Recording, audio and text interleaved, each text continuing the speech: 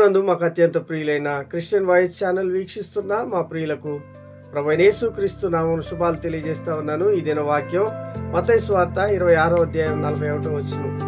మీరు శోధనలో ప్రవేశించుకుంటున్నట్లుగా మెలకువ కలిగి ప్రార్థన చేయుడి, ఆత్మసిద్ధమే గాని శరీరం బలహీనమని పేతురుతో చెప్పి అనే మాట మనం చూస్తా ఉన్నాం. ప్రియులరా, దేవుని నమ్మిన బిడ్డలమైనటువంటి మన జీవితాల్లో ఆత్మసిద్ధమే గాని శరీరం బలహీనం కనుక ఈ బలహీనమైనటువంటి శరీరంలో ఆ శోధనలను మనం జయించాలంటే ప్రార్థన చేయాలి అని ప్రభు తెలియజేస్తా ఉన్నాడు. అందుకే మత్తయి సువార్త 4వ అధ్యాయం 1వ వచనంలో కూడా ఆయన ఆత్మ చేత అరణ్యమునకు కొనుక్కోబడి 40 దినాలు ప్రార్థన చేశాడు, అపవాదిని జయించాడు, అపవాది శక్తులను జయించాడు. ఈ లోకంలో ఉన్నటువంటి నేత్రాశ, శరీరాశ, జీవకుడంబాన్ని ఆయన జయించి గొప్ప మాదిరిని మనకు కనపరిచాడు. అందుకే ప్రభు చెప్తున్నాడు, శోధనలో ప్రవేశించుకుండాలంటే మెలకువ కలిగి ప్రార్థన చేద్దాం, జయ జీవితాన్ని కలిగి ప్రభువులో ఆనందిద్దాం. God bless you. దేవుడి మాటలు దీవించును గాక.